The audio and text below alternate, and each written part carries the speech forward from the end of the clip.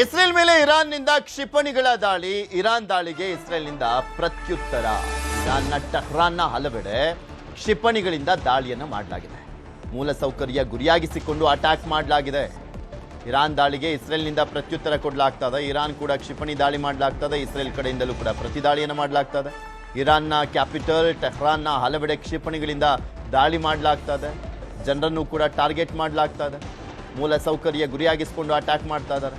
ಟೆಹ್ರಾನ್ನ ಹಲವೆಡೆ ಸ್ಫೋಟದ ಸದ್ದು, ಎಲ್ಲಿ ನೋಡಿದ್ರು ಬೆಂಕಿಯಲ್ಲಿ. ಇರಾನ್ನ ಹಲವು ನಗರಗಳನ್ನು ಈಗ ಆಲ್ರೆಡಿ ಧ್ವಂಸ ಮಾಡ್ತಾ ಇದ್ದಾರೆ. ಧ್ವಂಸ ಆಗಿದೆ ಕೂಡ. ತೋರಿಸ್ತಾ ಇದೀವಲ್ಲ ದೃಶ್ಯಾವಳಿಗಳಲ್ಲಿ ಗಮನಿಸ್ಬೋದು. ಫೋನನ್ನೆಲ್ಲ ರೆಕಾರ್ಡ್ ಮಾಡಿದ್ದಾರೆ.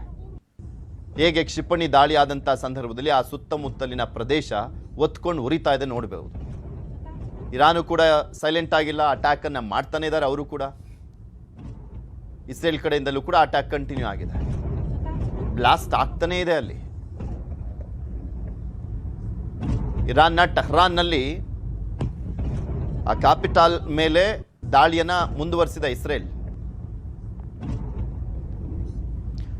ಅನಿಲ ತೈಲ ಘಟಕಗಳನ್ನೇ ಟಾರ್ಗೆಟ್ ಮಾಡಿರುವಂಥದ್ದು ಇರಾನ್.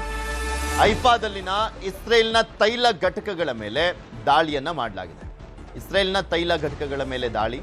ಹೈಫಾ ಇಂಧನ ತೈಲ ಘಟಕದ ಮೇಲೆ ಕ್ಷಿಪಣಿಗಳಿಂದ ದಾಳಿಯನ್ನ ಮಾಡಲಾಗ್ತದೆ. ಹೊತ್ತಿ ಉರಿತಾ ಇರುವಂಥ ಇಸ್ರೇಲ್ನ ಹೈಫಾ ತೈಲ ಘಟಕ ಅವ್ರು ಟಾರ್ಗೆಟ್ ಮಾಡಿದ್ರು, ಅದಕ್ಕೆ ಇವರು ಕೂಡ ಟಾರ್ಗೆಟ್ ಮಾಡಿದ್ದಾರೆ. ಒಟ್ನಲ್ಲಿ ಅವರು ಇವರು ಅಂದ್ಕೊಂಡು ಎಲ್ಲ ಟಾರ್ಗೆಟ್ ಮಾಡಿ ಮಾಡಿ ಮಾಡಿ ಮಾಡಿ ಈ ತೈಲ ಘಟಕಗಳನ್ನು ಧ್ವಂಸ ಮಾಡ್ತಾ ಇಡೀ ಜಾಗತಿಕವಾಗಿ ಬಾಯಿ ಬಡ್ಕೊಬೇಕು ಹಂಗೆ ಮಾಡ್ತಾ ಇದ್ದಾರೆ ಇವರು.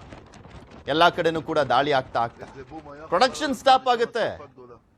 ಇನ್ಫ್ರಾಸ್ಟ್ರಕ್ಚರ್ ಹೊಗೆ ಹಾಕ್ಸ್ಕೊಂಡ್ರೆ ತೋರಿಸ್ತಾ ಇದೀವಲ್ಲ ನಿಮಗೆ. ಇರಾನ್ ಮೇಲೆ ಇವರು ಕೂಡ ಅಷ್ಟೇ, ಇಸ್ರೇಲ್ನವರು ಅವರ ತೈಲ ಘಟಕಗಳು, ಗ್ಯಾಸ್ ಸೆಂಟರ್ಗಳು, ಮೇಯ್ನಾಗಿ ಎಕ್ಸ್ಪೋರ್ಟ್ ಆಗ್ತಾ ಇದ್ದಂಥ ಒಂದು ದ್ವೀಪಗಳ ಮೇಲೆಲ್ಲ ಟಾರ್ಗೆಟ್ ಮಾಡಿದಂಥ ಹಿನ್ನೆಲೆಯಲ್ಲಿ ಅವರು ಟಾರ್ಗೆಟ್ ಮಾಡಿ ಹೊಡಿತಾ ಇದ್ದಾರೆ. ಕುವೈತ್ ಮೇಲೂ ಕೂಡ ಇರಾನ್ ಘೋರವಾಗಿ ದಾಳಿಯನ್ನು ಮಾಡ್ತಾ ಇದ್ದಾರೆ.